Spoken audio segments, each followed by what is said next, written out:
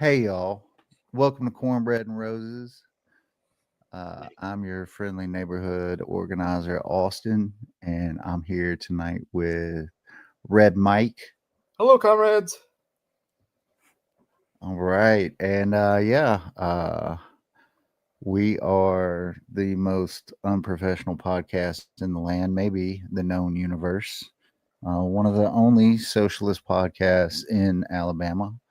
Uh, and we're here tonight to laugh a little and cry a little. So we're going to start off with some fun stuff, some memes and media, and go into uh, the conspiracies of the week. And what else do we do? Oh yeah, socialist history. We'll do some socialist history, and then we're going to talk about some articles uh, related to the shutdown in Alabama and its impact, and a couple more things. So yeah. Oh, already. Hey, welcome, our Canadian comrade. Let's rock down to the Electric Avenue. Yeah, you have no luck with your comments getting blocked. So yeah. And we should also probably talk about No Kings coming up this Saturday. Um, I wish I had all the flyers for all the places, but we talked a little bit about that at last week's podcast. And there's nokings.com, I think. And it has about 12, I think, protests listed. So yeah, but I don't know. Let's get into these. Let's get into the fun stuff and kick it off. NoKings.com links to the Von Mises Institute and Oh a no, book by Murray Ian Rothbard. that doesn't sound good.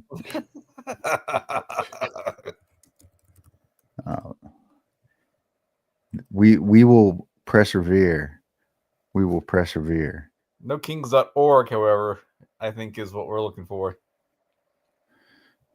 Man, let's rock down. How does the Electric Avenue get blocked? Let's rock down to Electric Avenue. Maybe that's too close to Electric Boogaloo. I don't know.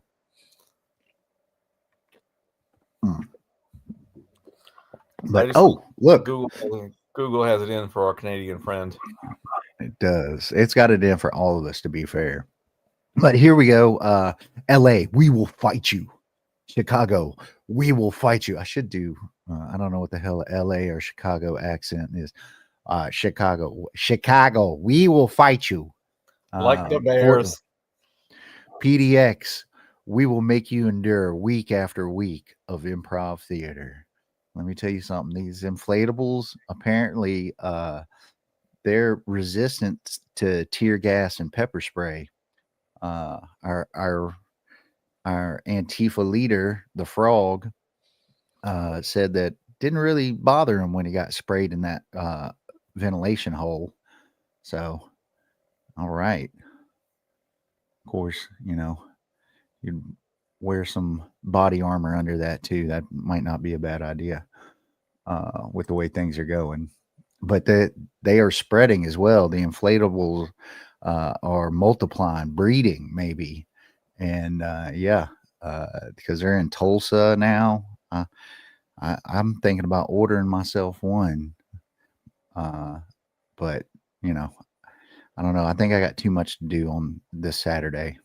I don't think I can walk around in an inflatable doing all the stuff I'm supposed to do. Not with that attitude. No. Cuck.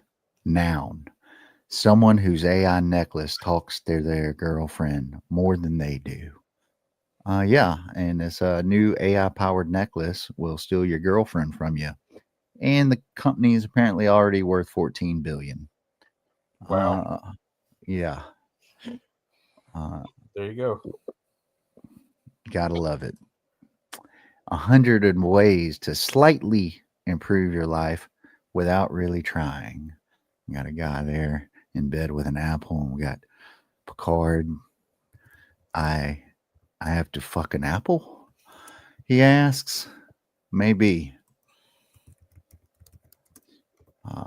MAGA, after hearing Trump sign the I'm gonna fucking kill you bill into law. Woo! Yeah, everyone is saying we are all Antifa now. I'm saying no one is Antifa now. Seriously, especially not me. No, I'm saying the same thing. I'm anti-fascist. Take that for what you will. My grandpa was anti-fascist. My family is anti-fascist because fascism bad. Yeah, could be worse. Could be worse. Just PSA, public service announcement that eating one billionaire would do more to combat climate change than any amount of personal life changes. I can't remember the exact numbers, but like the top 10% are responsible for like 2/3 of climate related Yeah, it's emissions. it's. I thought it was something like 70%. I think 70% sounds right. But yeah, it's pretty crazy how trashy they are. You know. What are they doing? Like what? I don't get it. What could they possibly be doing? So it's like the private jets major, like I saw a video today, Kylie Jenner, she takes a private jet for a 10-minute flight.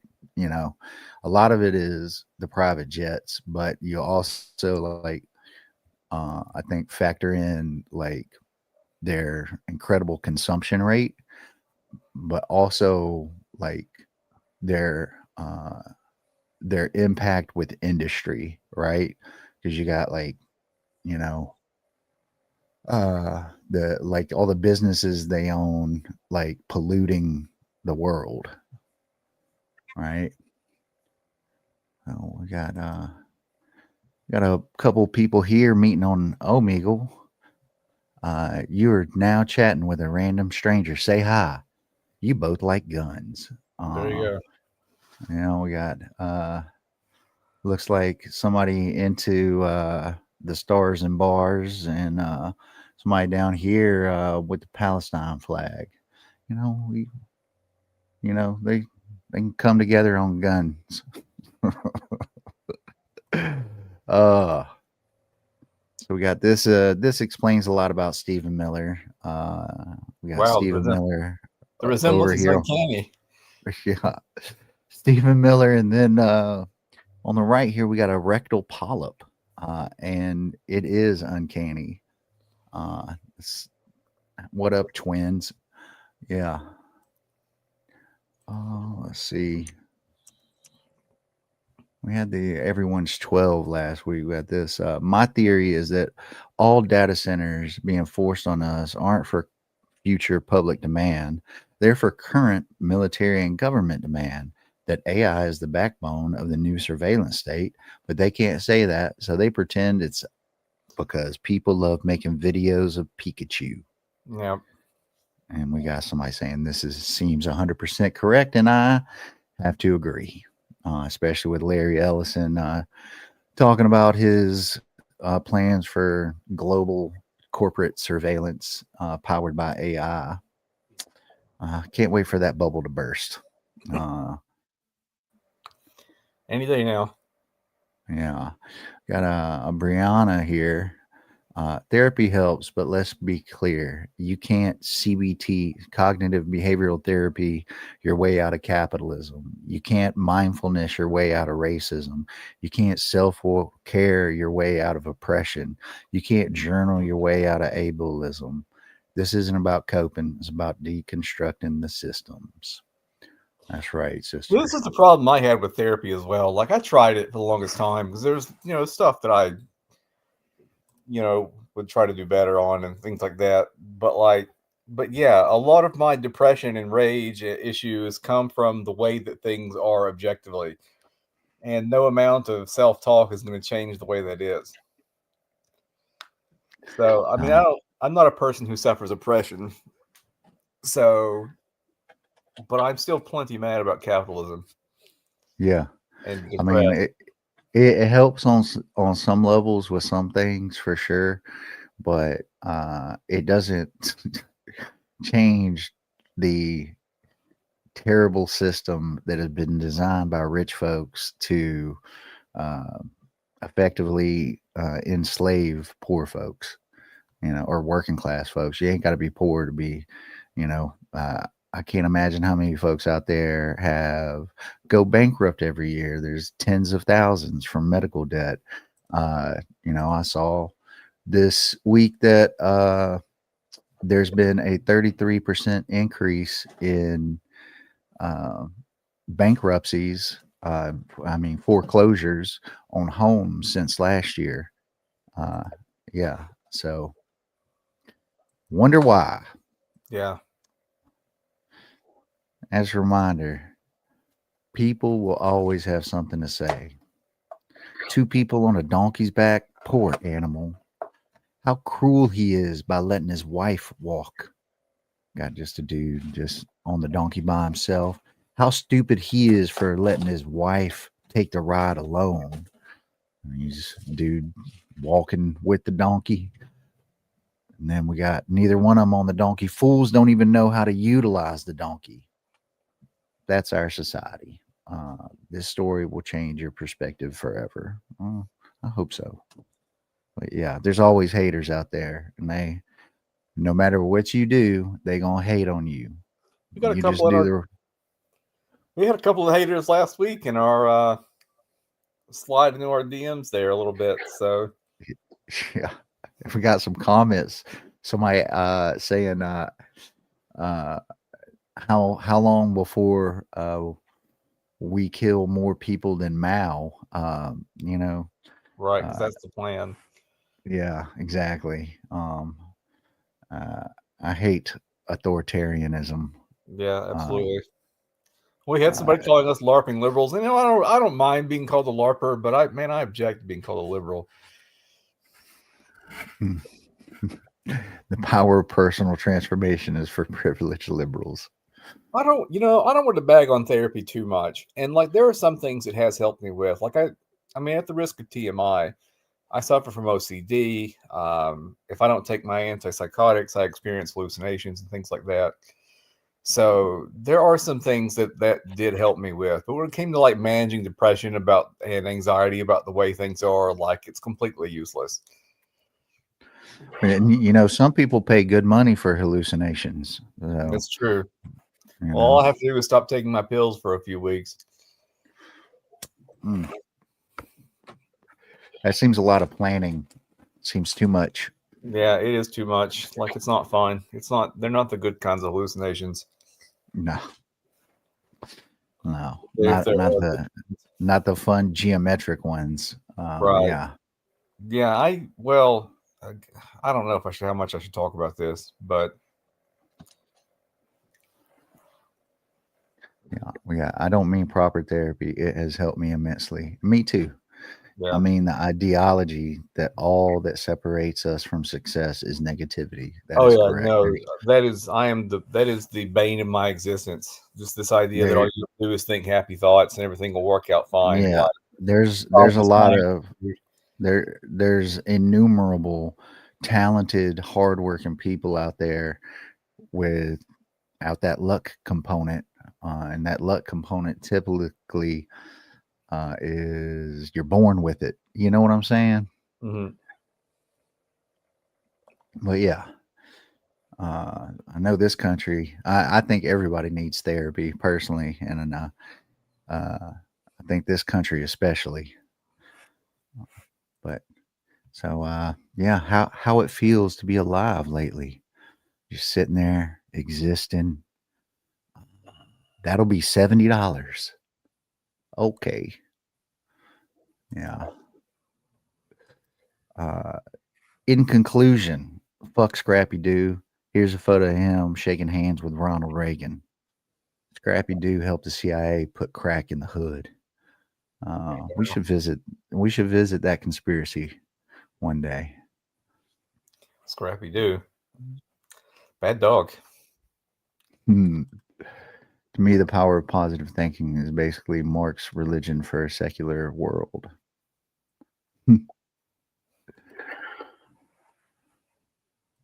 We got how do corporations keep getting away with exploiting the environment and exploiting workers? Capitalists. The secret ingredient is state violence. Right. I got what you meant. Marx's critique of organized religion.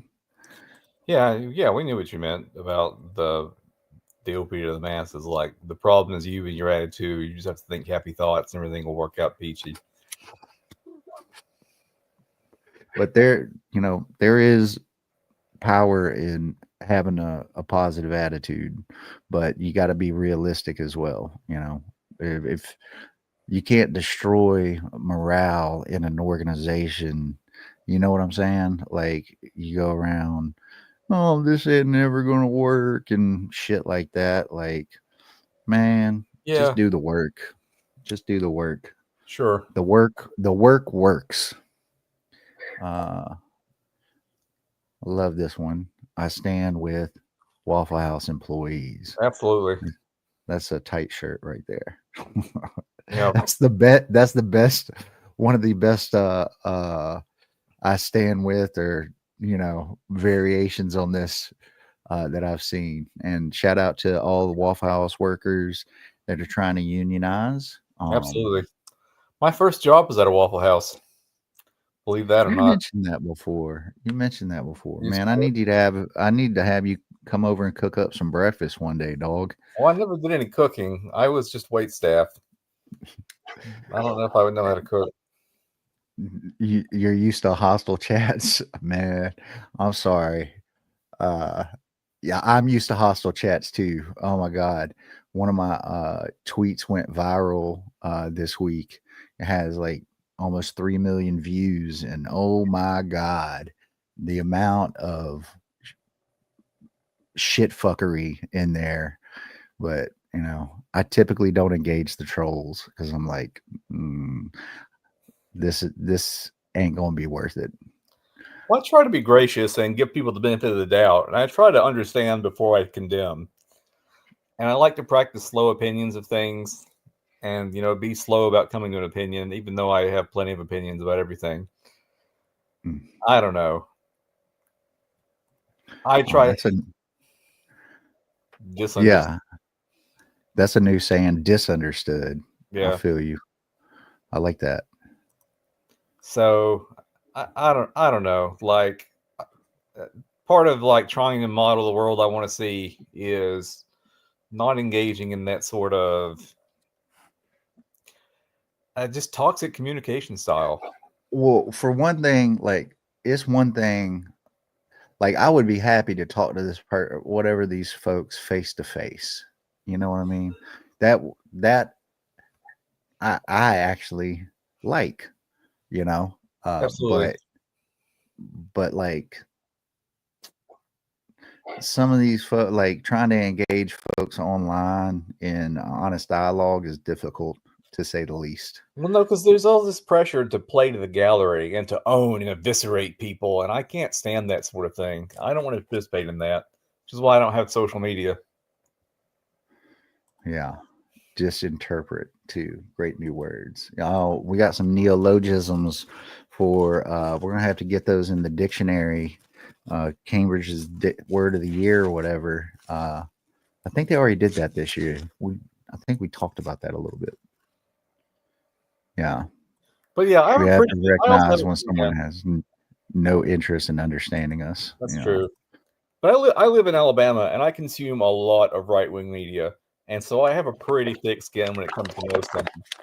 If I see somebody else being hurt by somebody's speech, I'm going to say something. But when it comes to me personally, like, you really have to work hard to hurt my feelings. Yeah. So A lot of it just makes me laugh. The water's off a duck's back. yeah, It's exactly. like I've heard it all before. Like, I mean, I grew up queer in the South. Like, it's fine. Um, hardcore. yep. Vaccinated even. Yeah, I got that. That's right. I've had all the shots. I'm going to get all the shots. I'm almost old enough for a shingles shot. Believe I'm getting that stuff.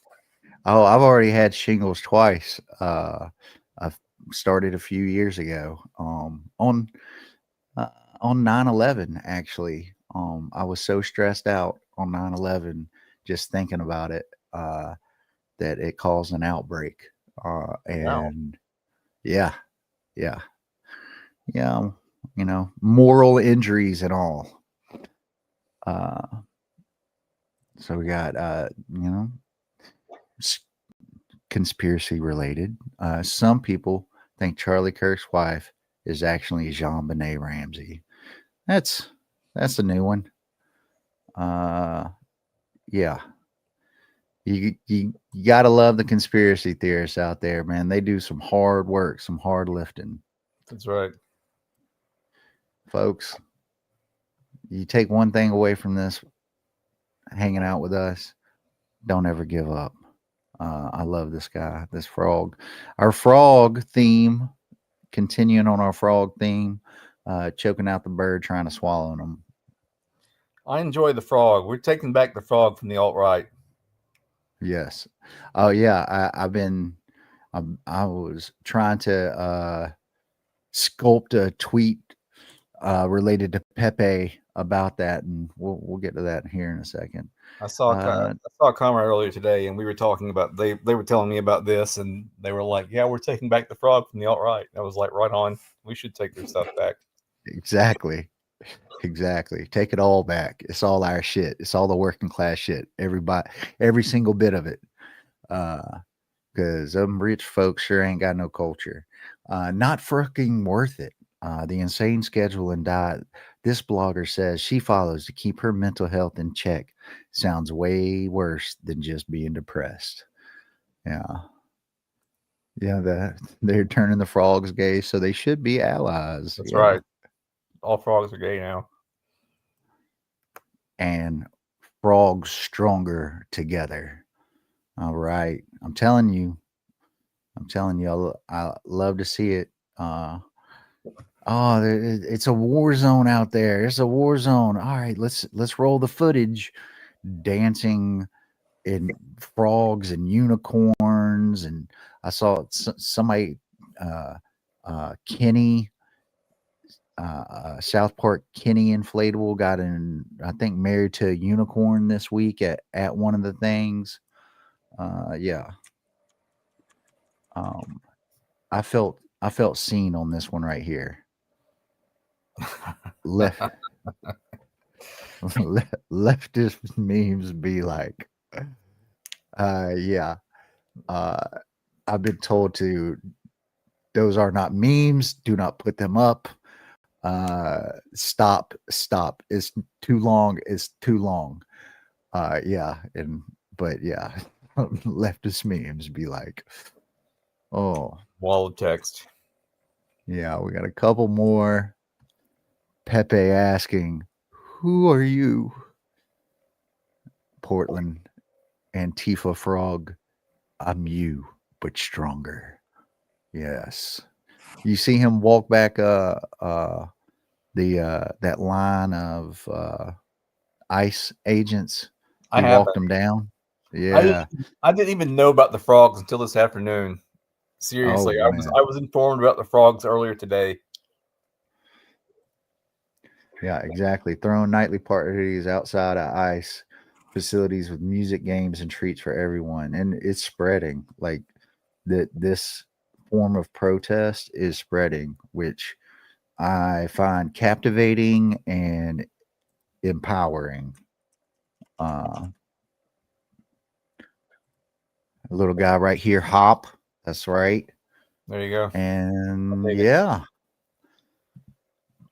that's all. We are rolling, folks. Only 24 minutes in, huh? We are getting longer on the intro fun stuff. But yeah, you got a few things for this week in socialist history. I don't. Okay. I'm relying on you and your calendar for this week in social history. All right. The website Okay. result went down. So I can't. I got nothing. It's a conspiracy, dog. Yeah. So yeah, we do need more community. Exactly. That's something. That's how we win. That's how we win because our communities have been atomized into uh, not much. And wherever you are, keep building your community. Have a weekly little coffee social. Start building from there. Uh, we got stuff that's popping up now in our community up here. We got shout out our food not bombs folks. They're feeding folks every Friday now. I think That's cool. 5:30. Is it at Big Spring Park? I thought it was at Butler Green. Oh, it might be at Butler Green. Okay, yeah, but and that's just ramping up. And hope A bunch of I zines think for them I need to deliver. yeah, I think our chapter is maybe gonna collab on a food not bombs / break light clinic event, Cool which would beans. be yeah, be fantastic. But on to this week in socialist history, we got Newton Knight. You know this fellow right here? I've never heard of him. So this is it was Indigenous Peoples Day on the 13th, as well as I wonder, is that national or international? You know? Indigenous Peoples Day. Yeah. It should be international. If it's not, So this fella was this he on the 13th of October was an interracial uprising against the Confederacy and a declaration of the Free State of Jones in Mississippi in 1863. Um, he was this fella was a farmer soldier and Southern Unionist in Mississippi and leader of the Night Company, a band of Confederate Army deserters who resisted the Confederacy during the war. Local legends tell of Knight and his forming of the Free State of Jones, which was a movie with Matthew McConaughey in 2016. I have not watched it. I need to watch more movies, I feel like. But it was around Jones County, Mississippi. Um, and after the war, Knight joined the Republican Party and served in Mississippi's Reconstruction government as a deputy. He is a long, controversial figure, and he and his allies developed a small mixed race community in southeastern Mississippi. His interracial marriage with Rachel Knight was considered illegal as Mississippi had banned interracial marriages before and after the war, except for a brief period during Reconstruction. But yeah, there's films about him include Taproots from '48 and The Free State of Jones. And you can go into we ain't gonna go through all this, but I do always encourage folks to follow up and read more into all this stuff we talk about with socialist history. We're just trying to hit the high points and try to introduce some people and what's happened throughout our history nationally and globally. So yeah. It goes into all the stuff he did during the Civil War and his later life. On the 14th, New York City Councilman Benjamin J. Davis Jr. was convicted under the Anti-Communist Smith Act in 1949. Another interesting figure in our history.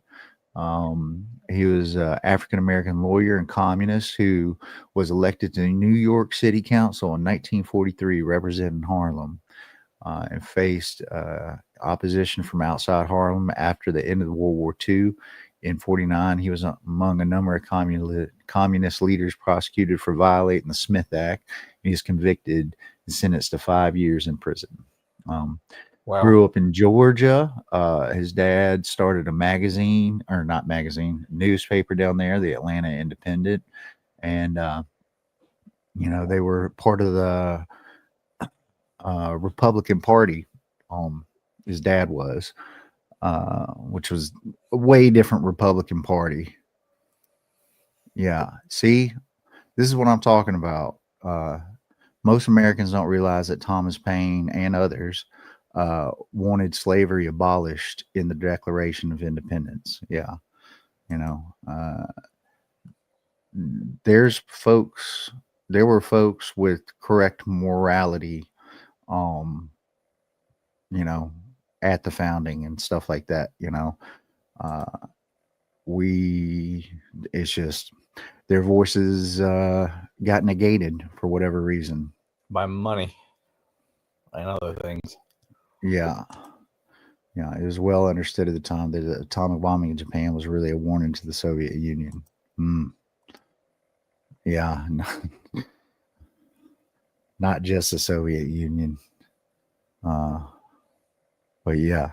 But he studied at Morehouse and studied at Amherst and finished up at Harvard Law School and worked as a journalist and had a law practice in 32. But he became radicalized through his role as a defense attorney in the 1933 trial of Angelo Herndon, 19-year-old black communist who had been charged with violating the Georgia law against attempting to incite insurrection, which oddly enough, up in Boston, they've just charged like 13 people with anarchy. Yeah. They had them on like disorderly conduct charges, and now they're like charging them with incitement to overthrow the government and introduce anarchy or something. I can't remember the exact wording, but yeah, that's funny. But he asked for a review during the trial. He faced angry racist opposition from the judge in public. He was impressed with the rhetoric and bravery of Herndon and his colleagues. After giving his concluding arguments, he joined the Communist Party. Herndon was convicted and sentenced to 18 to 20 years and freed in 37 with a 5-4 margin that by the Supreme Court that the insurrection law was unconstitutional. Moves to New York during the Great Migration up to Harlem and became president of the CPUSA's official English-only daily, The Daily Worker. 43 is elected into city council, and then after that they like broke up. They redlined the district and broke up the black voters, and he lost to a fusion candidate for the Democratic, Republican, and Liberal parties. And then in 48, he was charged with conspiring to overthrow the federal government under the Smith Act. You can read more about him and his life. But a little of his legacy while he's in prison. He written notes for a memoir, and they were confiscated by prison authorities and not released until after his death. They were posthumously published under the title Communist Councilman from Harlem in 69, with a foreword by his Smith Act co-defendant, Henry Winston. Wow. And he's got, and we mentioned the McCarran Act a few shows ago, but goes into some of that too. So on the 15th, Harlan County, USA, by socialist filmmaker Barbara Koppel, released in 76. And this goes into a West Virginia strike. Have you ever seen this or seen any clips from this? I haven't. Again, I've never heard of it. Yeah. So now, early leftists are described for being Stalinists. Yeah. Like, yeah, most leftists back then were indeed Bolshevik allies. Stalin's crimes weren't known. They weren't. Yeah. Stalin was a dictator, y'all. And I don't like dictators, you know. Maybe some of his policies were, quote unquote left, or whatever you want to call it. But he was a dictator. Anybody who sits there and stays in power that long, be it this country or that country over there, that's not left. That's authoritarian. And I fucking, as I said earlier, fuck authoritarians. I mean, all the Uh, leftists that weren't Bolsheviks were persecuted by Stalin and sent to gulags or worse. yeah. There's a long list of crimes we could get into. Yeah, there's I can't. There's a really good. There's so many good YouTubers out there that do these documentaries, but I saw one about Stalin basically killing his best friend, if I remember correctly. But and it goes into the where, what, and who, and all that, and it's got great animation and stuff. But yeah, but this documentary, is it intended to make a film about the Miners for Democracy and unseat Tony Boyle as the president of the United Mine Workers of America? These folks, they helped with the Warrior Met strike down in Alabama a couple years ago. Um, this is a must see, according to our comrade up in Canada. And I agree. I've seen some clips of it. I haven't seen the whole thing, but it is listed as a national treasure now. So, um, she people didn't like when she first showed up. A hippie crew from New York was sniffing around the strike when she confronted a striker who told people not to talk to her. She was told, "Girl, you got to tell people here what you're doing." Um, but she depicted the families and the people affected by black lung. Funnily enough, guess what? More miners nowadays are affected by black lung than back then. Black lung is at an all-time high. Of course, the company wanted a no strike clause in their contract. You know, uh, Goes into strike breakers and others hired by the company show up in the film. The strikers called them gun thugs. They try to keep their guns hidden, but they were caught on camera. And she would actually keep, uh, even when she ran out of film, she would act like she's still recording because the presence of the crew and staff support seemed to help keep the violence down. Um, and during that, their profits increased by 170%, and they were only offered a 4% pay increase, even though the cost of living was at 7%. But that Tony Boyle fella, there was a Joseph Yablonsky, is a passionate populist union representative was loved by the miners. Um, and he challenged Boyle for the presidency in 69 of the union, but lost in what was viewed as a corrupt election. But later that year, Yablonsky and his family were found murdered in their home. Earlier in the film, Boyle was shown in good health. Later, he was convicted of giving $20,000 to a union executive council member to hire the killers of Yablonsky and his wife. And then he pulls a Weinstein. Boyle appears frail, sickly, and using a wheelchair. He was carried up the courthouse steps to face sentencing. So, interesting story, some good music in it. Uh, you know, Dark as a Dungeon, 42 Years, Come All You Coal Miners, Black Lung, ton of good music in it too. And Roger Ebert loved it. And you got this douchebag right here who said uh, that it didn't show all sides. It didn't show the rich folks' side, uh, and therefore it wasn't, a proper documentary. But Right. Whatever. yeah, exactly. But yeah, so check that movie out. Have a little watch party wherever you are. Watch it with your kids. Turn on the news and get management side of the story any day. Yeah, exactly. They got all the newspapers. What you talking about? Yeah, exactly. It didn't interview the Colberts. Oh, The poor baby. On the 16th. Hell yeah.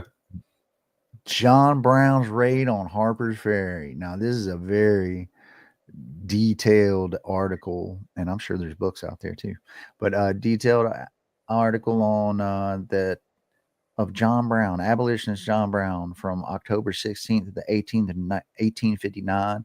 Was trying to initiate a slave revolt in the southern states by taking over the United States arsenal at Harper's Ferry, Virginia, and has been called the dress rehearsal for the Civil War. They were defeated by a group of U.S. Marines led by Israel Green. Several at the raid were prominent figures in the Civil War. Robert E. Lee was overall command. Stonewall Jackson and Jeb Stuart were among the troops guarding Brown. John Wilkes Booth was a spectator at Brown's execution. And this, I knew about Harriet Tubman, that he'd asked Tubman, but she was sick and couldn't make it. But he also asked Frederick Douglass to help. And he said, basically it was suicide, which, of, maybe had a point. But, don't know till you try, I guess. So,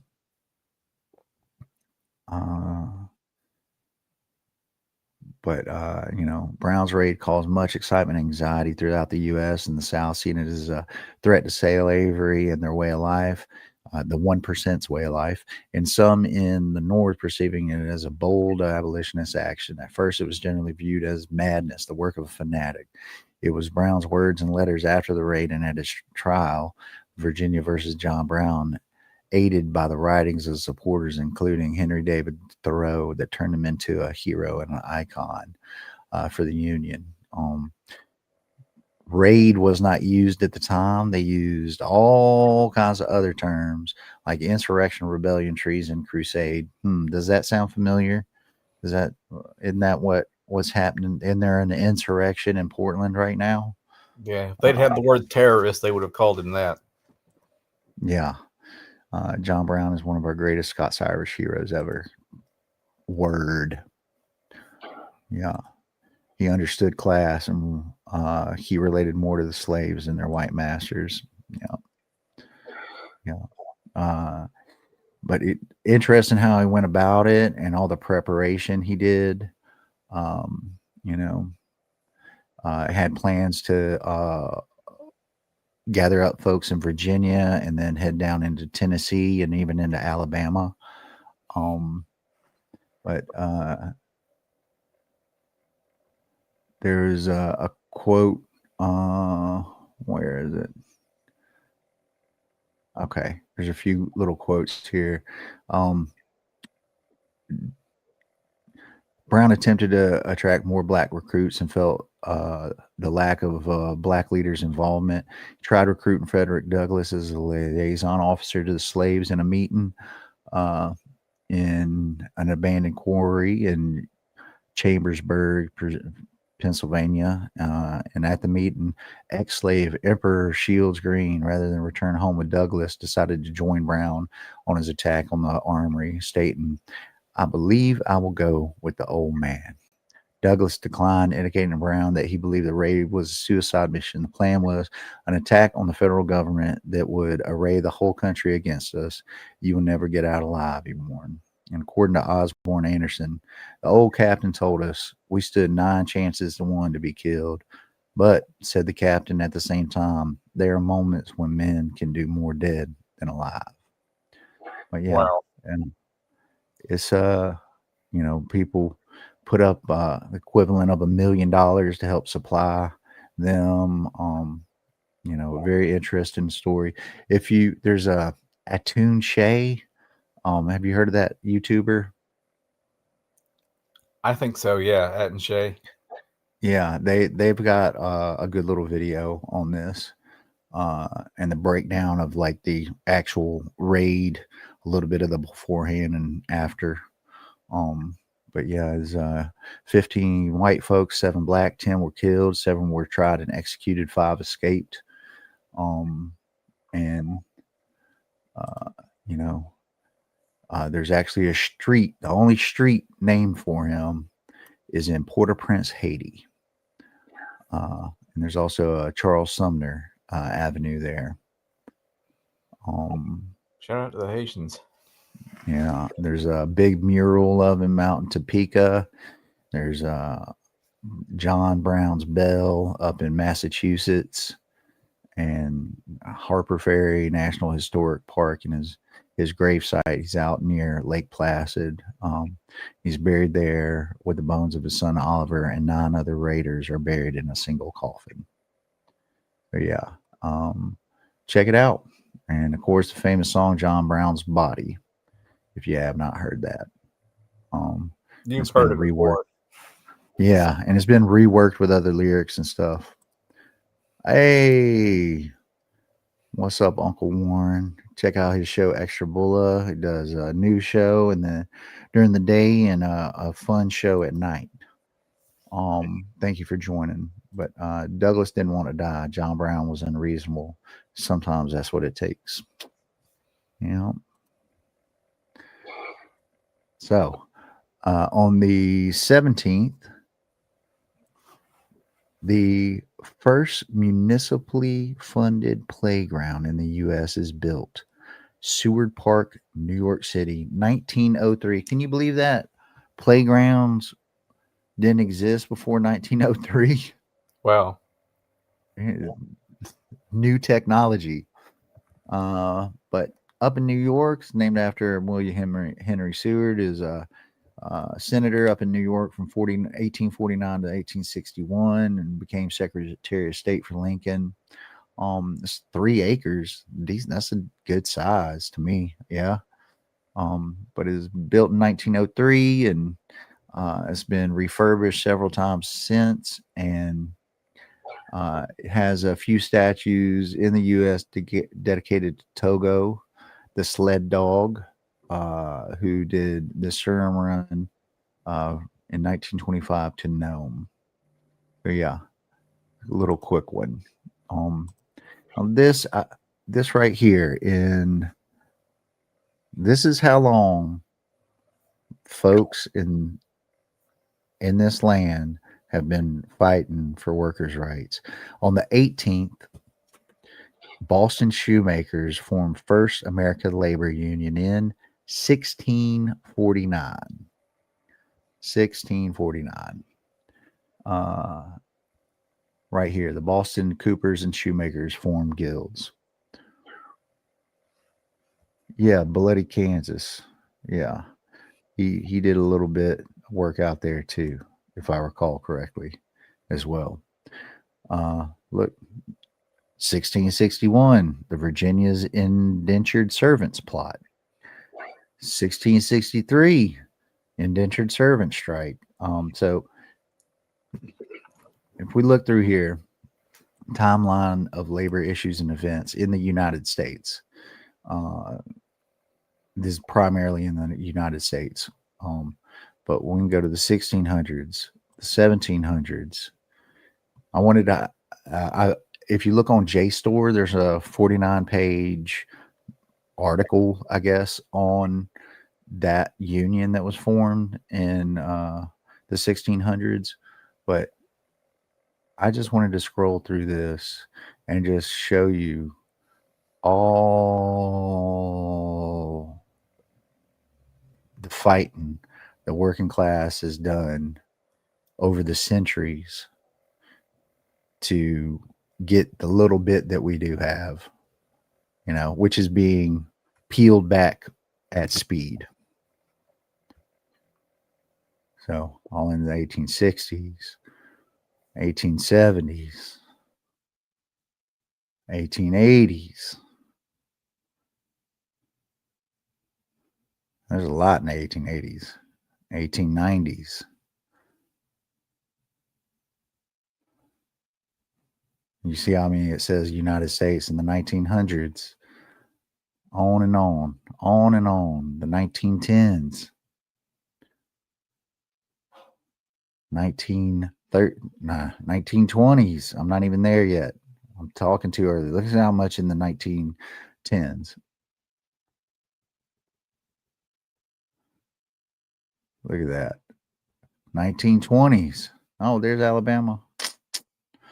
More and more and more and more. And now we see like an upswing, right? Saw all this upswing. Look at the 1930s.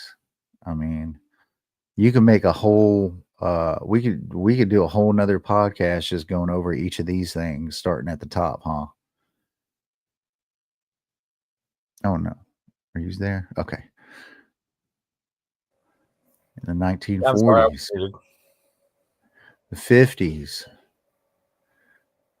the 60s. My finger hurts from all this scrolling. The 70s,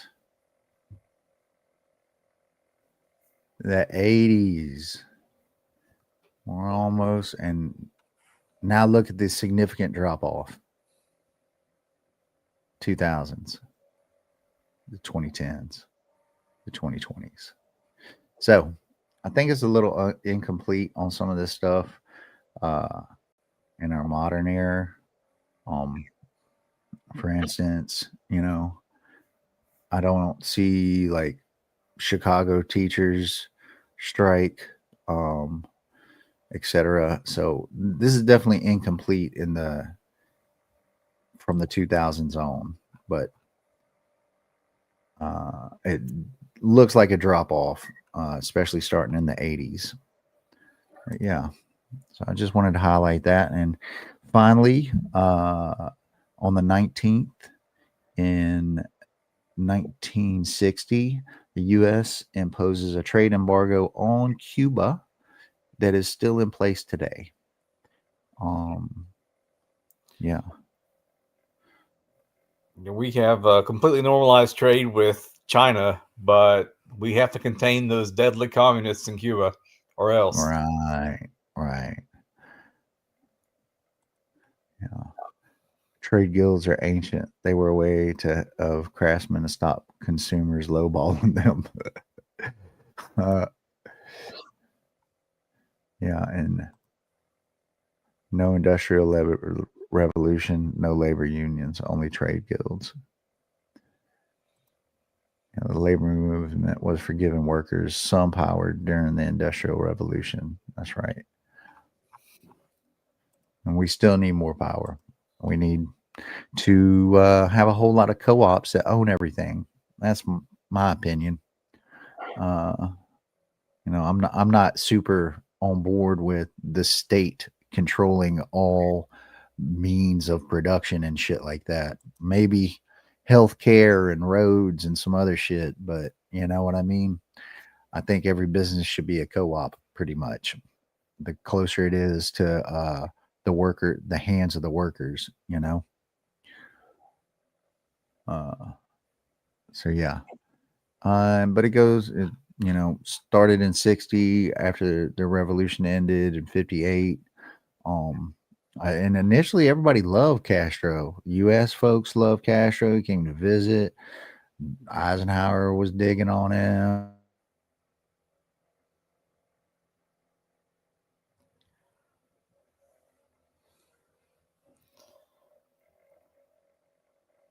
Uh-oh.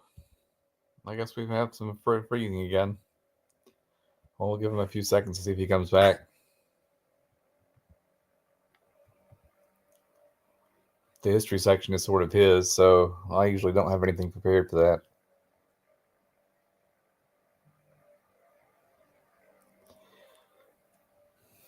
Oh no.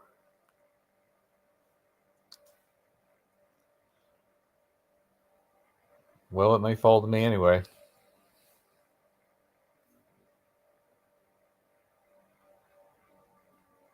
No, it's definitely not you. It's definitely on our end, as per usual.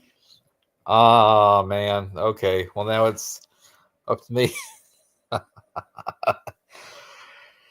Oi. Well, let's see. I had a few articles prepared. Of course, I don't have the ability to share anything.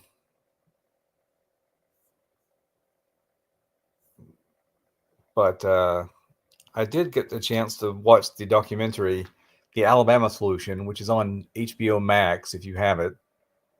It's about Alabama's prison system, which is a subject that I care about very much.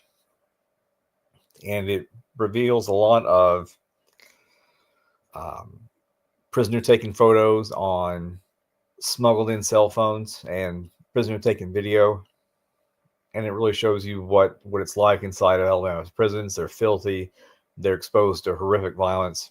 They're overcrowded. They're full of rats and feces on the walls. It was quite an eye-opening documentary. Let me see. I had an article about it pulled up somewhere, somehow, for some reason. Oh, where's my article?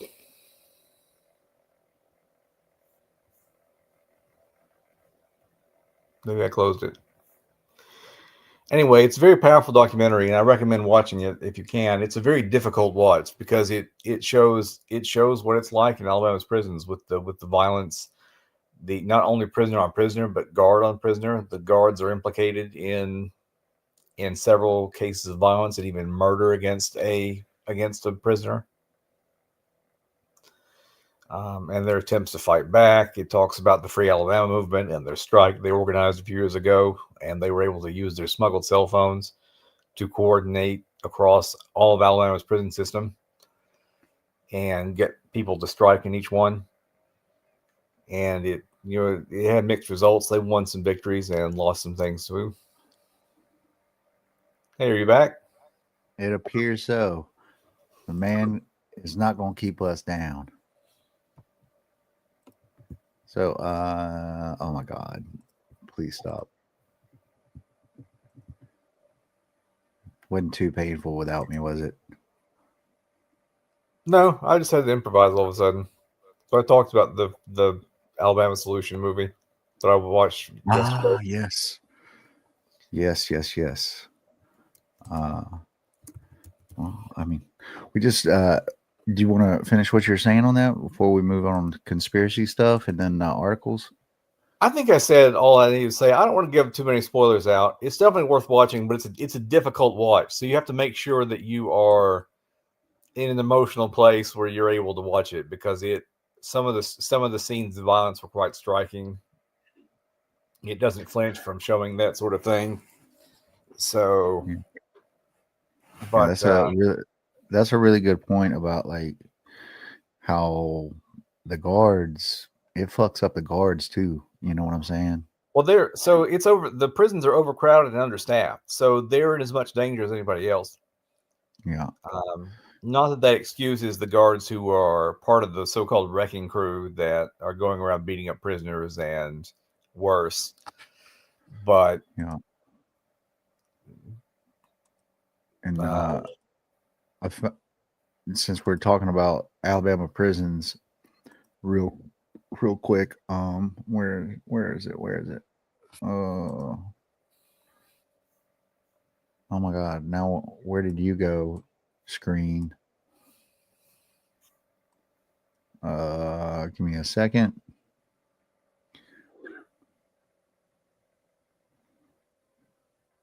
Oh, my dumb ass.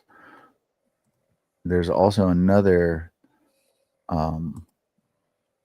documentary that I discovered this week on the Alabama prisons called, and you can find this on YouTube, Turned Out Sexual Assault Behind Bars. And this is about Alabama prison system as well.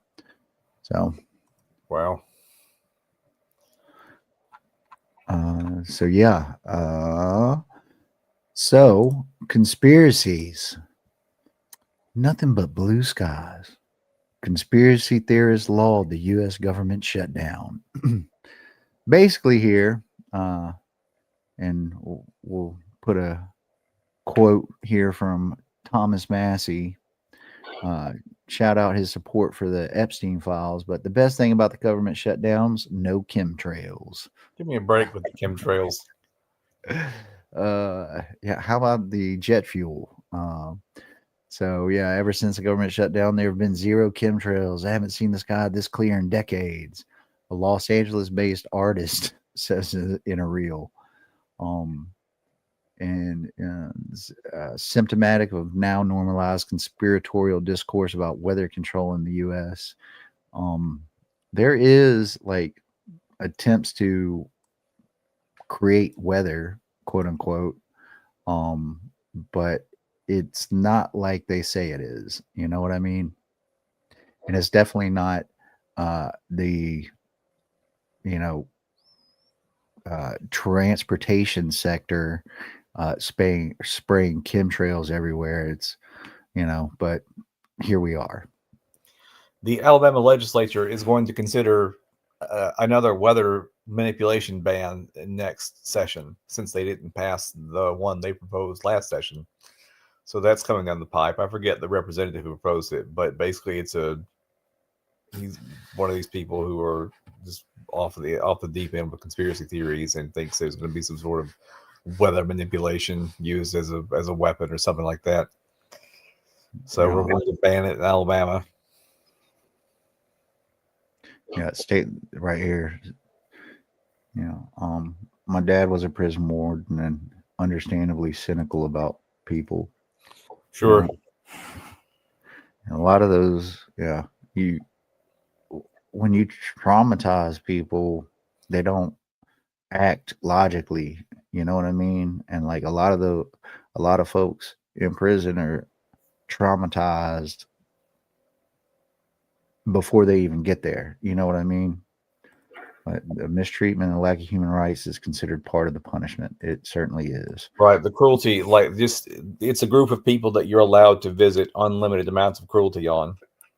And so anytime you say, hey, maybe we shouldn't treat them so cruelty, it's always, oh, but they're criminals. And I hear this all the time about the death penalty when I talk to people about it. Oh, but they did X, Y, and Z. And the victims didn't get any appeals. And like there's just this category of people you're allowed to treat with whatever level of cruelty you're able to dish out. But as you mentioned, the Alabama and other state legislatures are doubling down on efforts to block all geoengineering local weather research programs. And as of October 1st, Florida's airports are closed to any weather modification activities, says Attorney General James Uthmeyer said on X in the latest push on this matter. DeSantis with footage of white trails, some positing the activities are being carried out by private road companies and evil billionaires. See, like, that's correct. That's correct.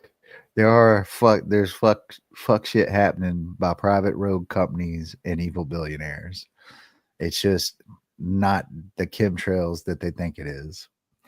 But yeah, so that's one of the conspiracies this week. And this is, should we count this as conspiracy theory or conspiracy fact? Yeah. Oh, hey, Bree, thank you for joining. Can't wait to have you on the show. Yep. I was just talking to you earlier today. But most prisoners were already the victims of horrible abuse. They're basically being re-victimized. Yeah. And prisons have become the de facto mental asylums. Yeah. Exactly. So I think on the 22nd, we're gonna have. I think that's the plan. So y'all mark your calendars. So look forward to that. Awesome comrade doing amazing things. And 50/50 Island and probably other organizations that she's part of. Yeah. DSA, DSA. We're growing. We're growing, folks. 80% of Democratic voters like socialism, and about 20% of even Republican voters, if you believe it. I don't have a stat on independents, but yeah. But MAGA's top voter fraud watchdog votes in a swing state, and he doesn't live there. This long paper trail shows that Jack Posobiec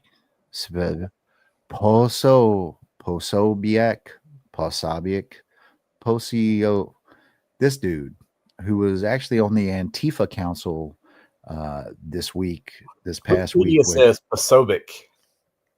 yeah, fucking Jack shitbag. But very concerned about voter fraud and part of all conspiracy theories like Pizzagate,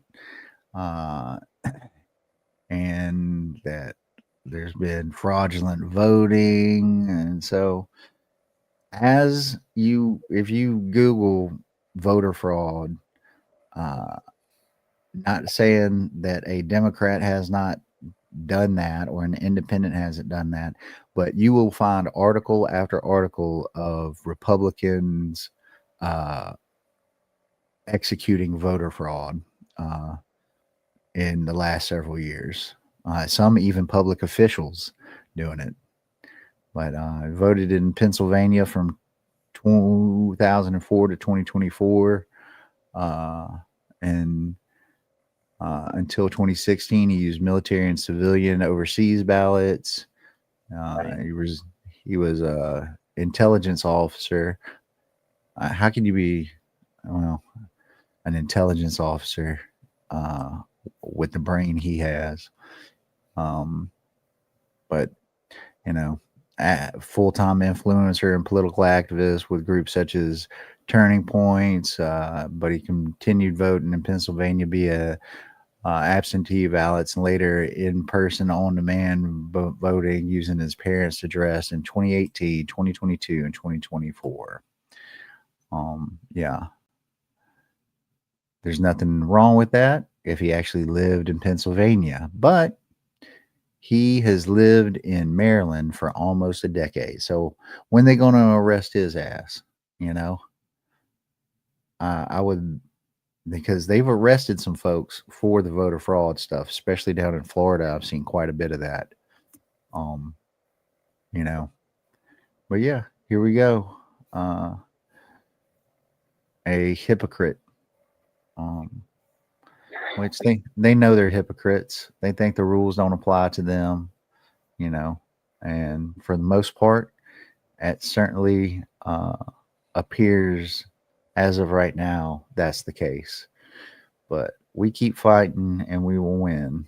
And yeah, so that's our little conspiracies of the week. And this article is on Slate. You can find it, and it was published the other day on October 3rd. Jacqueline Sweet and Marissa Cabas.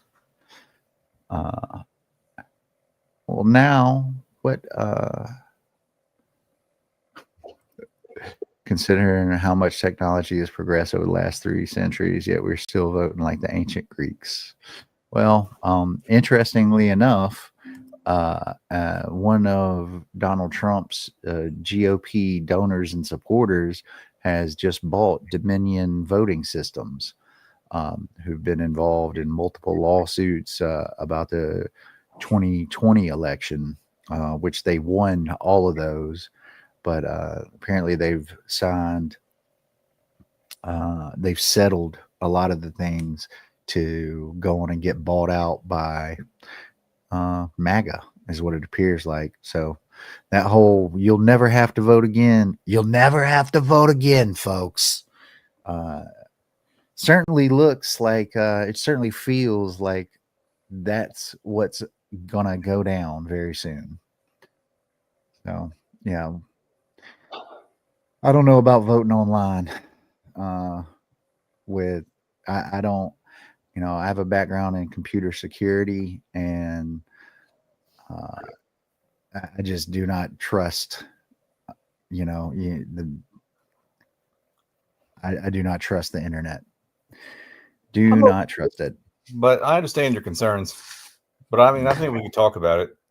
And there are other better voting systems than first past the post also. There's a great book by William Poundstone called Gaming the Vote, which goes into some mathematical detail about the problems with first past the post and many other voting systems that have been tried, including instant runoff and the board account, and recommends something called range voting or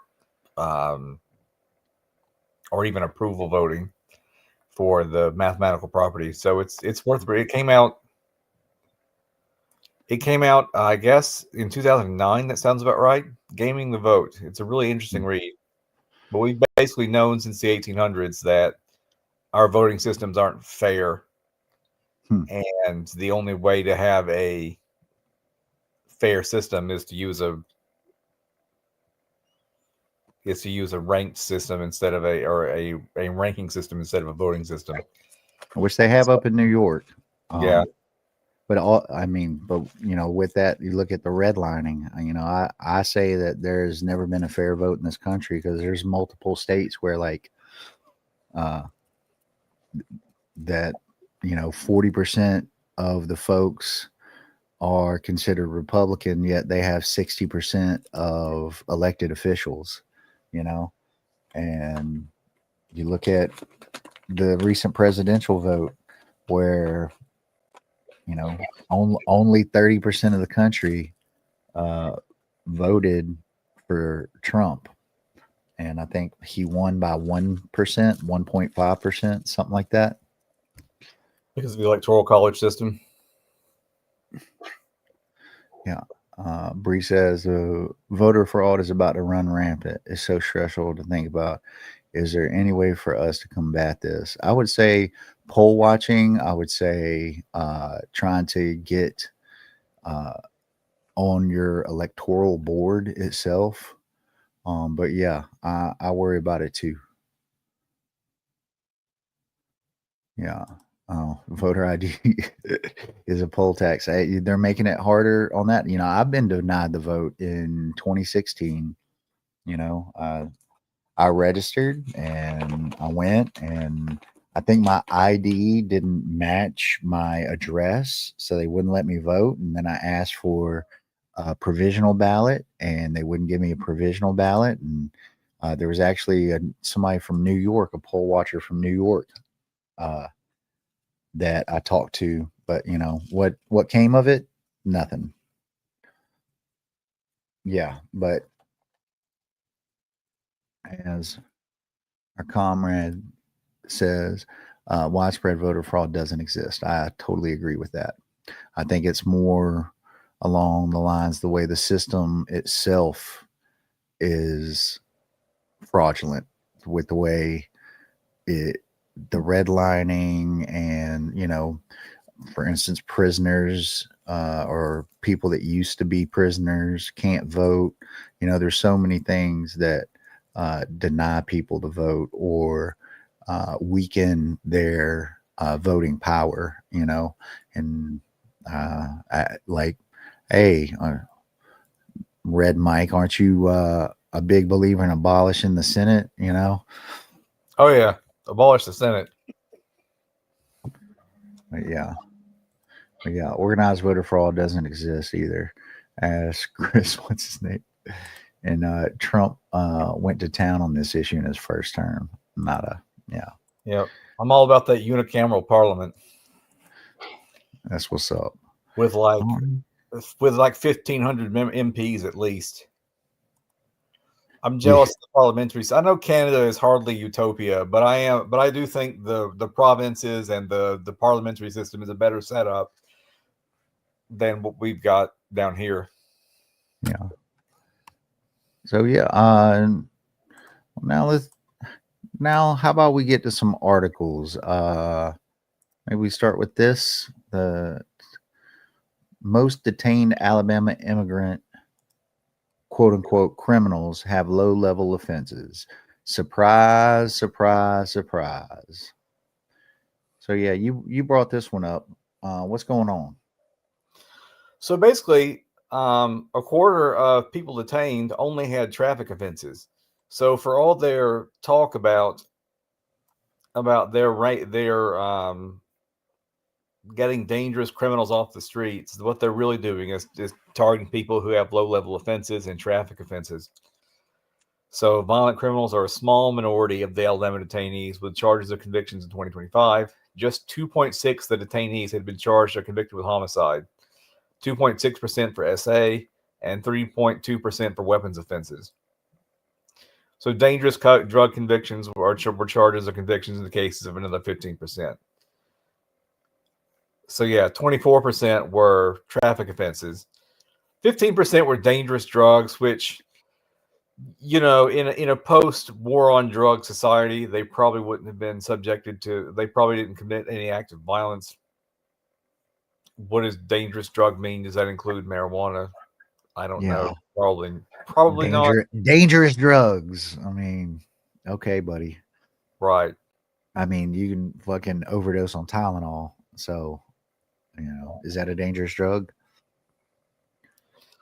So only 19% of Alabama's 2,500 ICE detainees had criminal convictions in 2025, and of those, nearly a quarter are jailed for traffic offenses.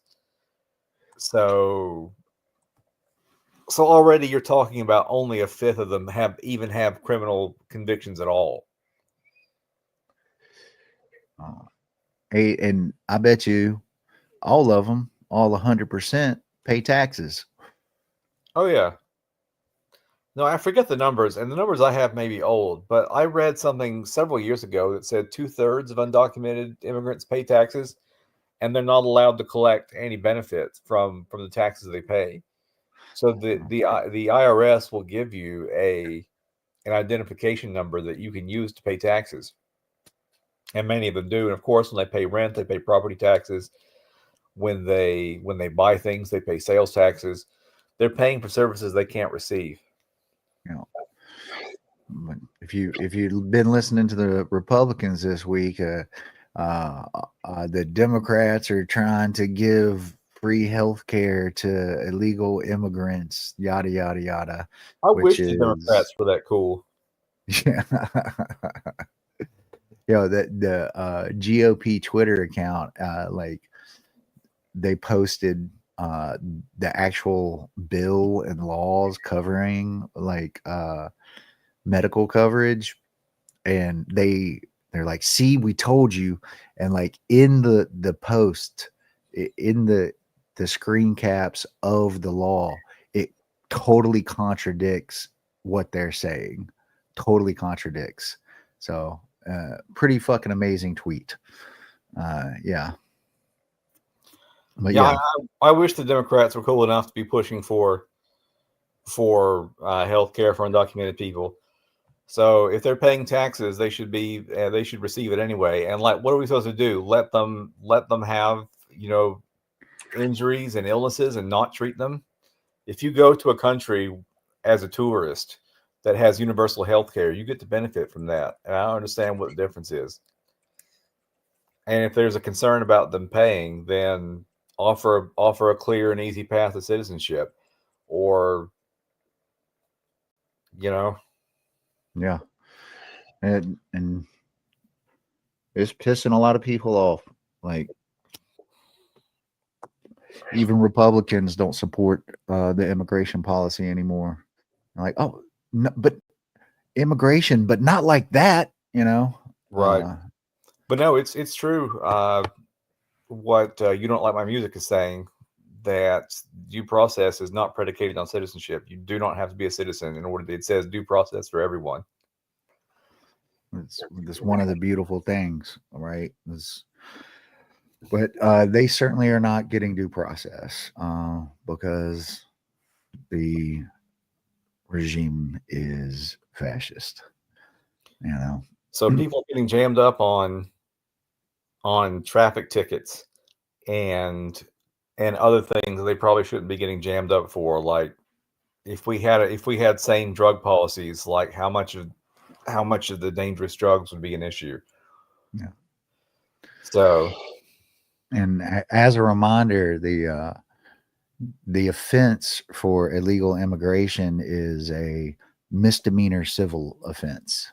right. And, It's like jaywalking, basically. yeah. Across a border, across a line that was drawn by genocide. And anyway, right? Like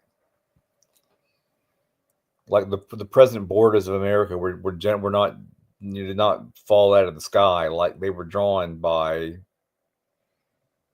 a great deal of violence. And so to treat them as holy and sacred, I think is wrong. Yeah. So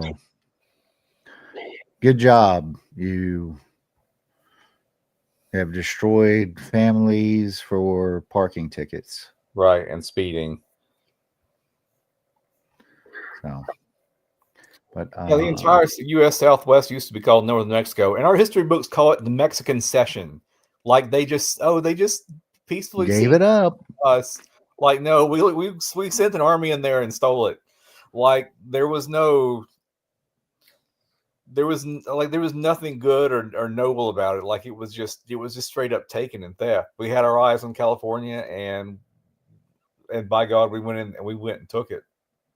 Yeah, There was significant opposition from progressive voices to the Mexican American War, including from like Mark Twain, who called it out for the barbarism that it was. And now every time there's a drought, I got to read about how half of all the blueberries are produced in California, and half of all the strawberries are produced in California, and all of this crop is produced in California. And think about what was taken from Mexico, and then turn it around and blame them because their country doesn't have as much money as they might otherwise have had, and they're forced to seek opportunities elsewhere. It's just the whole thing is perverse. exactly. Exactly. And it's not just, yeah, and the thing is, ICE doesn't care if you're a citizen or not anymore. And they actually this past week started a program to specifically target children. And I've Wow. seen some videos this past week where they are specifically targeting children. I saw a 15-year-old get her neck stomped on up in Chicago.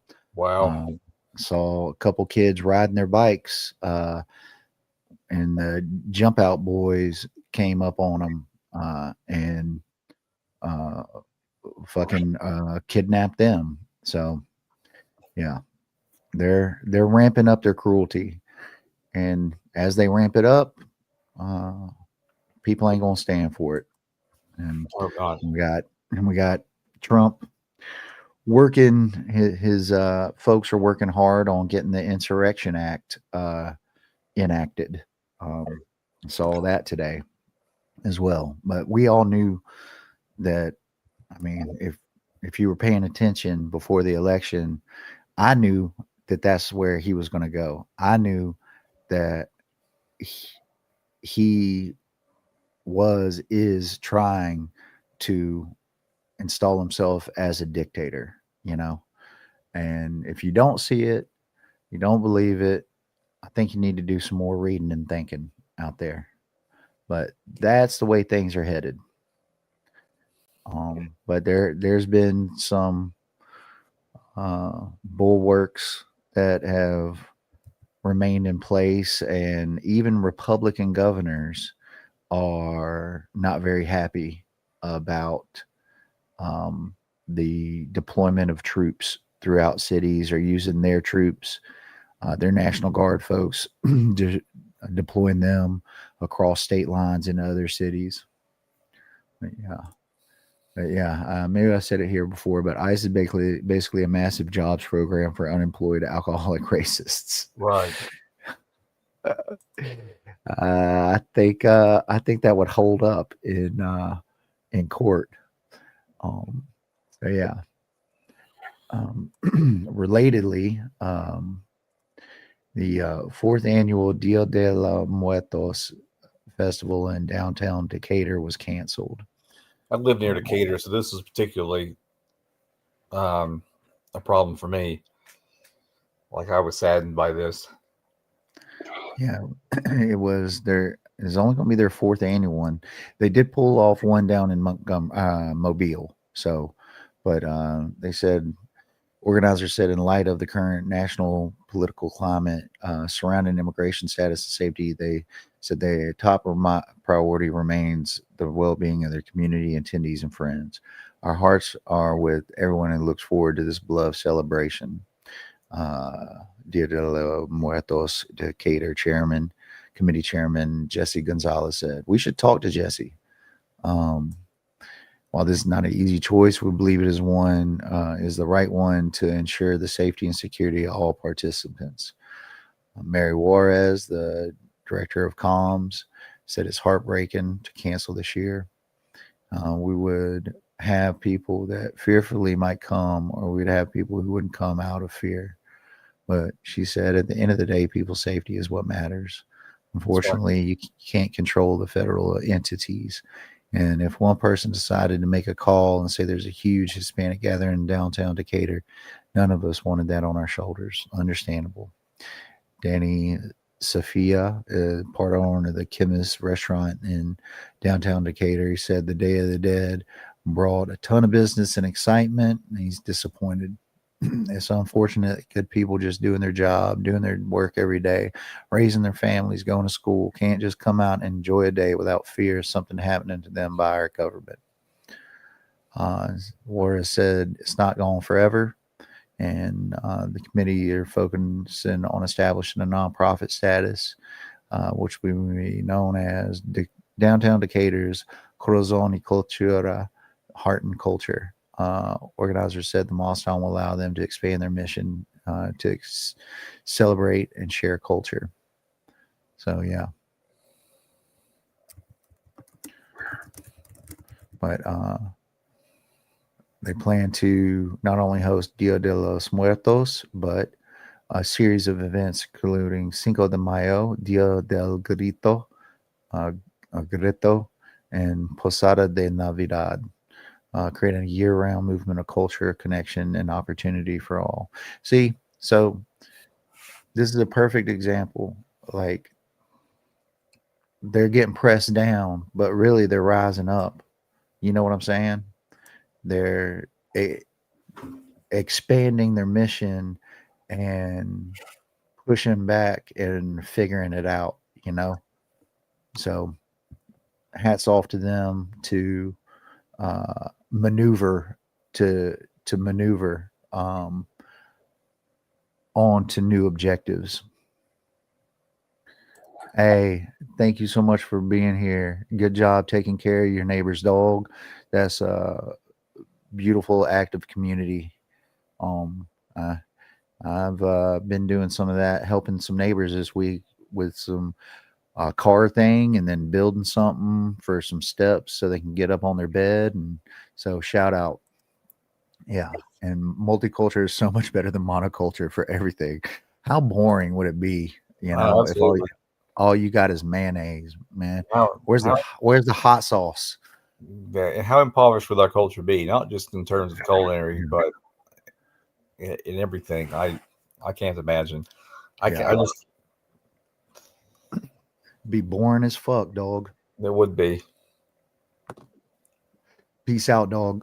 We'll catch you next time. Yeah, catch you next time. Thanks for coming by. So, moving on a little bit before we get into the impacts of the shutdown on Alabama. They won't listen. Bessemer advances the data center proposal despite opposition. So, have you been tracking this? A little bit. So, basically, the city council has signed an NDA with Logistic Land Investments. I did read about that. They signed NDA, so they're not allowed to talk about it to their constituents. That is insane.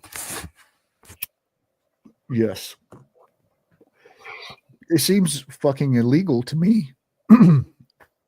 It seems illegal as shit.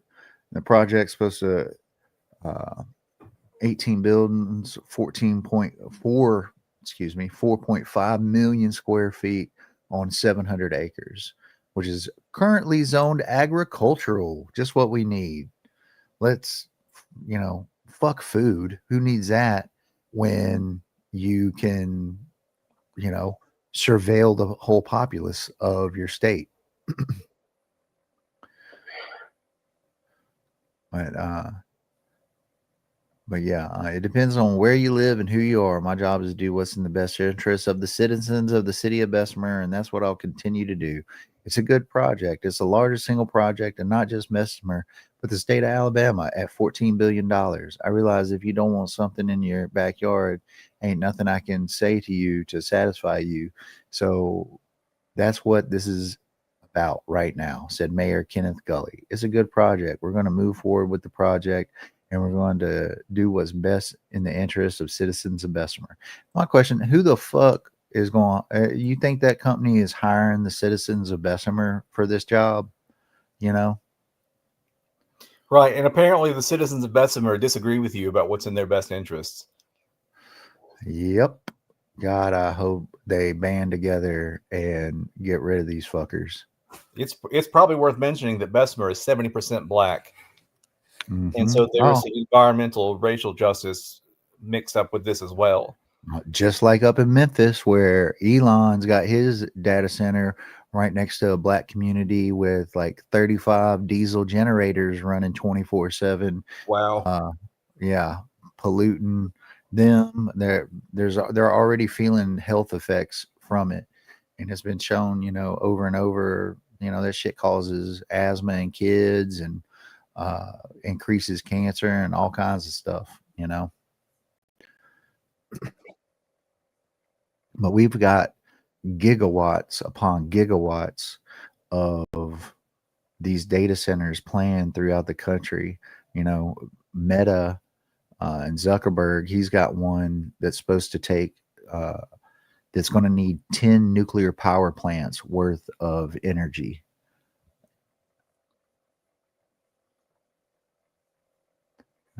But yeah. But with all them acreage, just 300 jobs, Right. And I guarantee you, it ain't the folks in Bessemer they're going to be hiring. But not everyone is convinced the city is listening. They won't listen. They're not going to listen. They say they'll listen to us. We can speak out against it, but you saw how quick they voted for it. As you can tell, they don't give a damn what the public says. They're going to do what they want to do. Others at Tuesday's meeting expressed similar concerns. It was packed at capacity. People were sent to an overflow room. I was in the overflow room and certainly wanted to speak regarding the zoning change. Was not given the opportunity, said Leopard.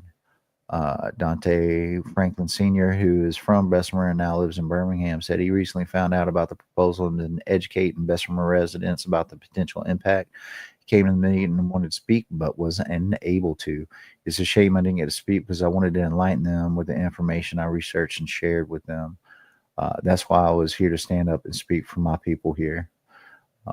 When we asked the mayor about people in the overflow room not having the ability to address the public, Gully said there have been ample opportunity to have their voices heard. The project has been going on for almost 6 months, so we've given everyone who wanted to speak about the project the opportunity.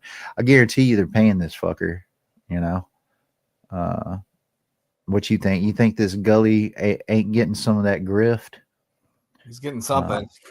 Yeah. If you didn't get at the this point, I'd say he'd better be. If he's not, then what is he? He's just a shill for this corporation who's getting nothing in return. We need to look at his campaign contributions, I do believe. But yeah, so that's happening out in Bessemer, and all across the country, and it's all not for us, folks. It's not for us. So yeah. Well, let's get into the shutdown stuff real quick before we wrap up. Yeah. Yeah, sounds good. No solution. Alabama WIC, women, infant, and children, could run out of money if the shutdown persists. So what we got going on here? Let me find the article here. Oh, I got you. I got it right here.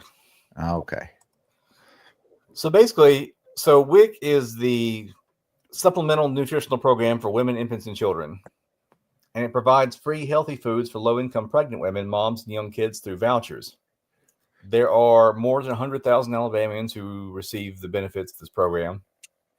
But the funding for the program expired on September the 30th, which was the end of the fiscal year.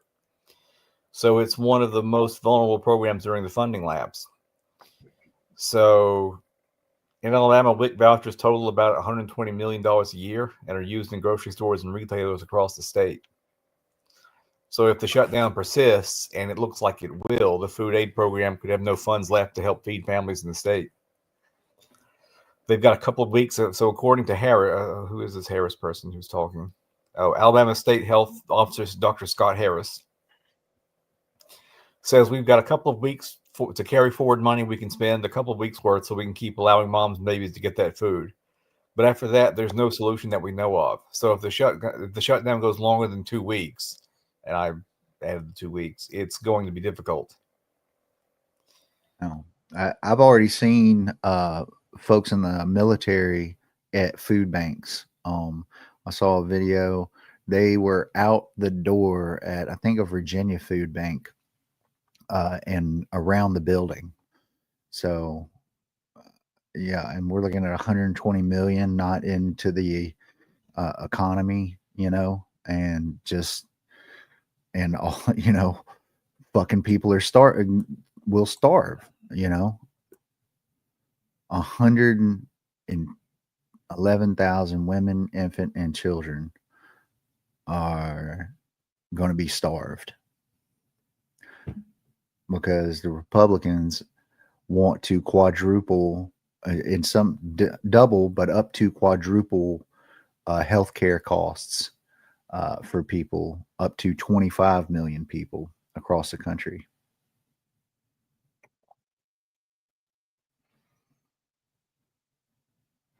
And we got Levitt here. This program provides vouchers to buy infant formula, fresh fruits and vegetables, and other healthy foods for low-income families. It can be easily fully funded if Democrats simply vote tonight to reopen the government.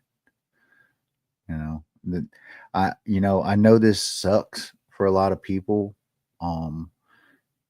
and this is just the beginning, though, of harder times ahead. People, I don't want to be like a doomer or whatever, because we can get through it and get out the other end. But a lot of people are going to be hurting. And this is just the start of this stuff. Like, Trump is basically destroying the economy. And, I think there was yesterday, 2 days ago, the the stock market dropped like 5%. But oddly enough, somebody opened a brand new crypto account and made $200 million selling, short selling crypto. I wonder how that happened, curious.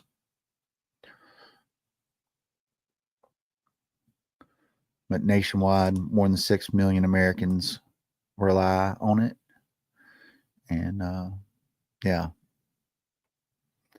incredible. But guess who gets paid during all this, Jay? Oh, shit. It's just me. I felt like I was talking to myself. It looks like I really was. Oh, man.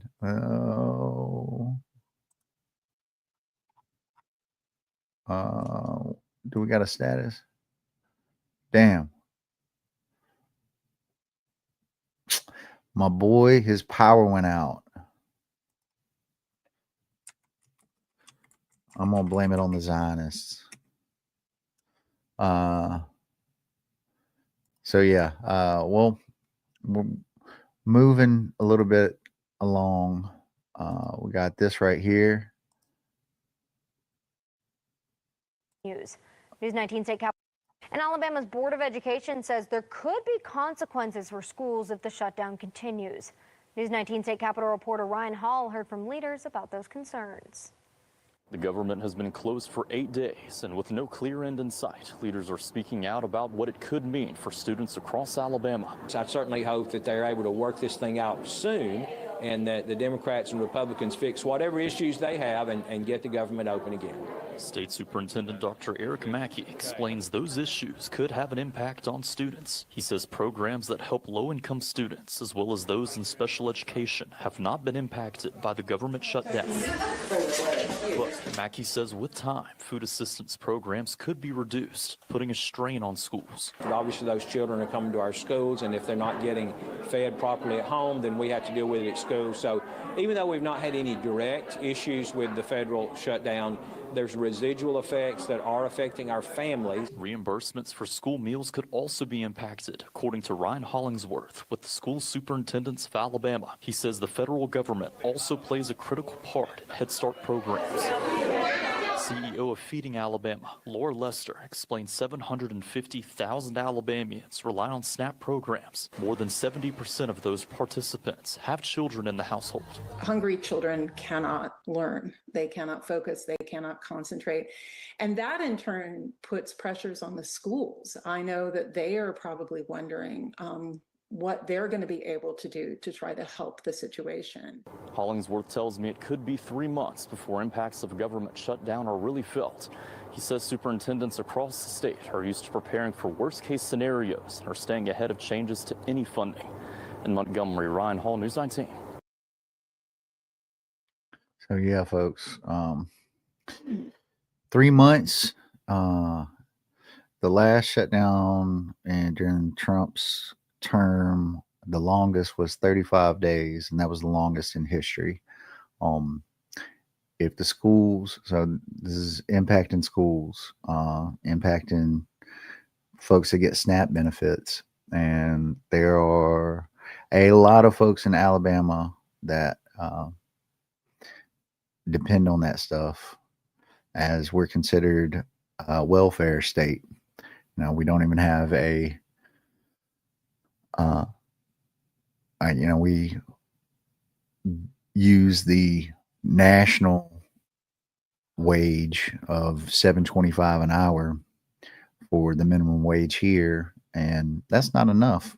It's been shown over and over that one person in Alabama needs about $14 an hour to be able to afford to live, and that's double what the minimum wage is. But let's hope that we ain't in 3 months of this.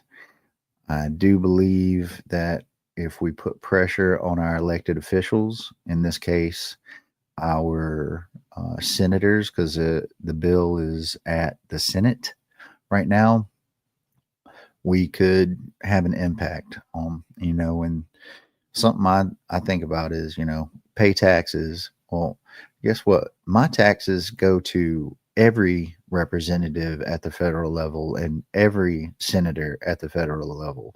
So I think all of them are mine. You know what I mean? All of them should be serving me and you, the working class. So maybe we find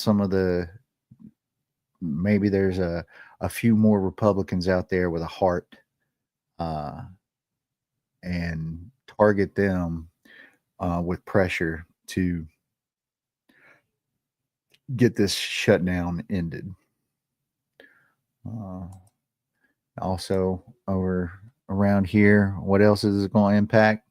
From NASA to farmers, how the shutdown is impacting Alabama industries. As it enters this is from the 3rd and was on the 3rd day of the shutdown.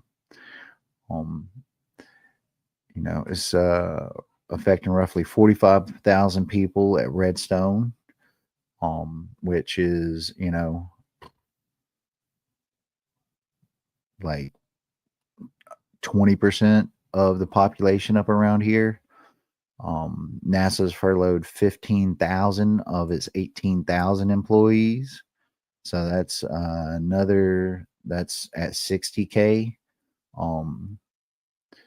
Operations pertaining to the ISS, the International Space Station, the Artemis program,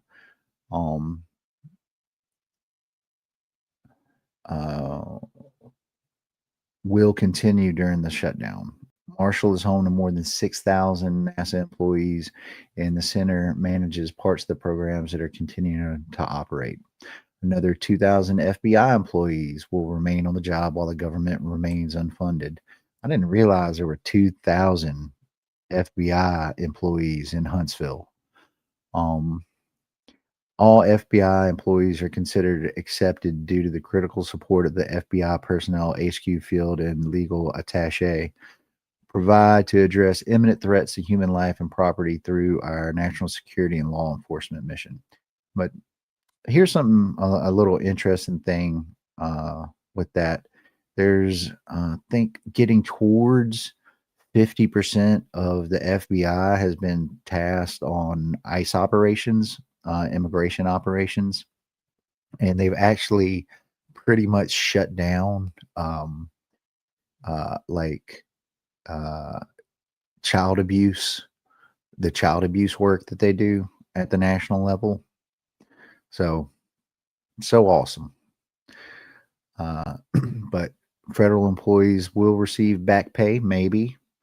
You know, that's Trump saying he's gonna get rid of Democratic programs and Democratic workers, and some people might not get paid. And but there's also the government contractors, of which there's about 17,000 at Redstone.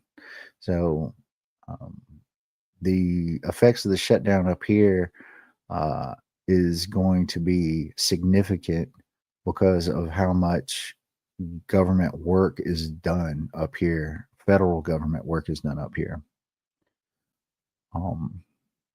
So, and you know, military personnel, they'll keep working without pay. As I mentioned, there's already folks lining up at the food bank. And you know, the senators and the congressmen are all going to be getting paid as well. And of course, we got millionaire Dale Strong blame Democrats for blocking the GOP-led stopgap funding bill in the Senate. This shutdown could end today if Democrats would support the clean continuing resolution to fund the government. On behalf of the hardworking North Alabamians I represent, I urge them to put aside politics and put the American people first. By putting them first, you're going to quadruple their 25 million folks healthcare costs, of which, you know, we're already the most expensive healthcare in the world at about $10,500 per person. The next most expensive is now Germany at about $5,000. And guess who else has universal health care? India. Guess how much India pays per person per year? $203. And we're sitting here paying $10,500 a year for health care. I don't want to hear about like wage differences and shit like that.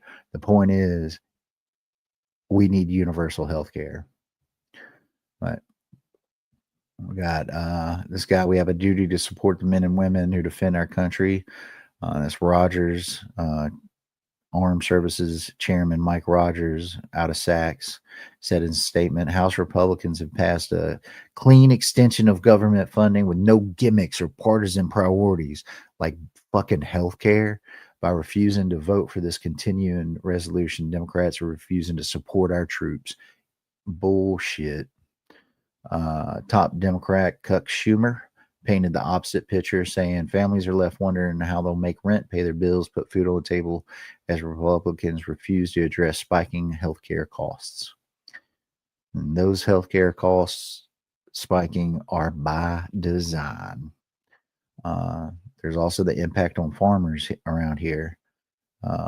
Alabama Agriculture and Industries Commissioner Rick Pate said he doesn't expect significant disruptions for farmers in the short term, though some payments to farmers, such as loans and disaster aid payments, will be disrupted.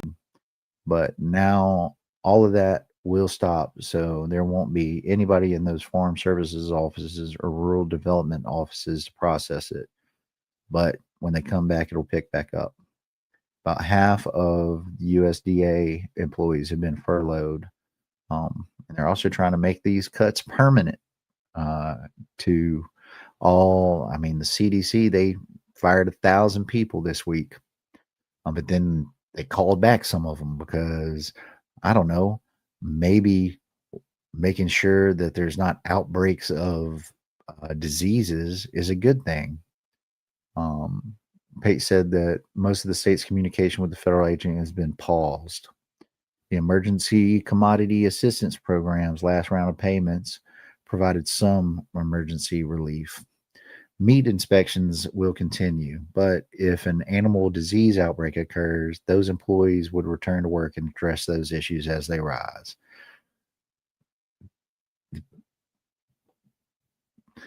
They want us all dead and replaced by robots, y'all.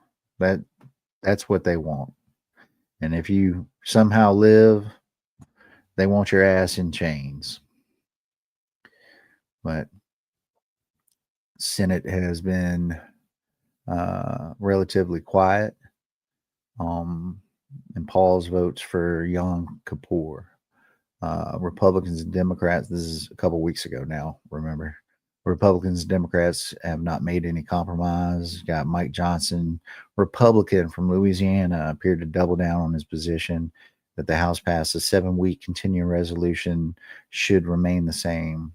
I quite literally have nothing to negotiate. There's nothing I can pull out of the bill that was Republican priority to say, oh, we don't do that. Why don't you guys vote for it now?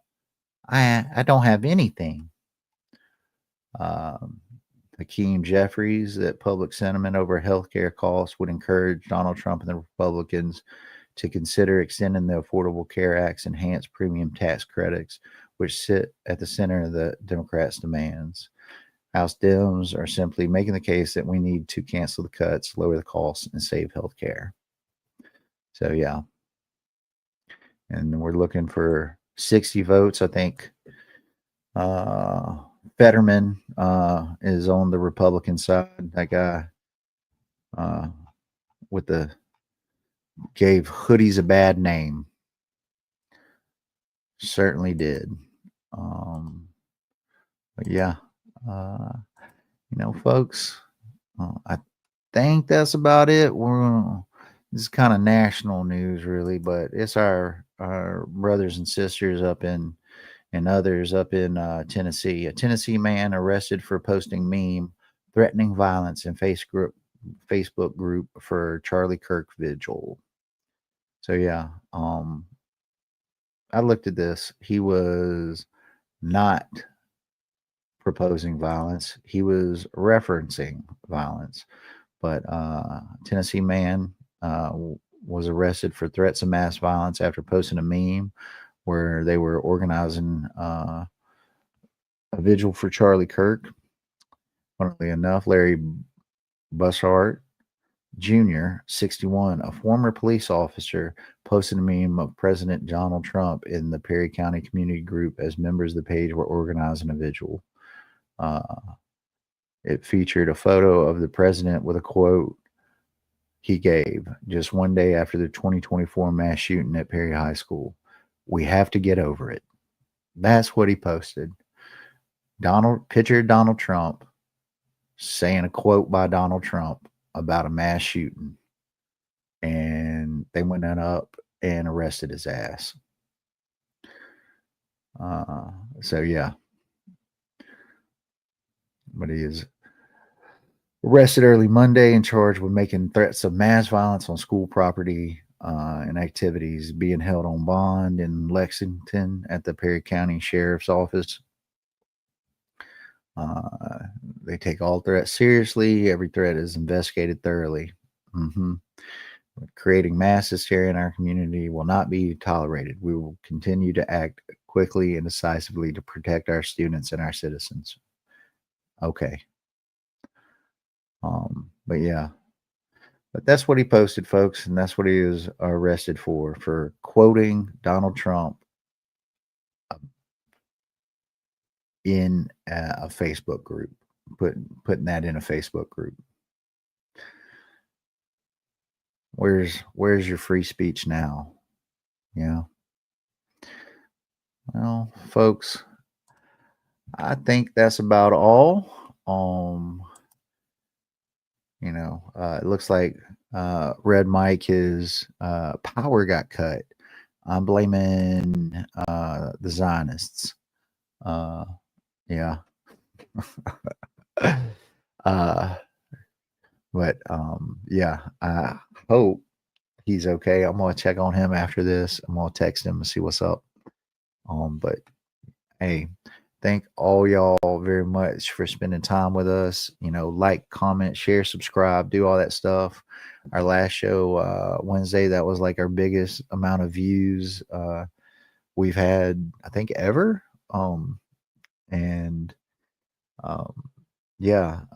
We keep growing little by little, and it's thanks to y'all. We appreciate it. I thank you very much for taking your precious time and spending it with us. Because, hey, time is our most precious asset, our most precious whatever. Yeah. And I thank y'all for sharing it with us.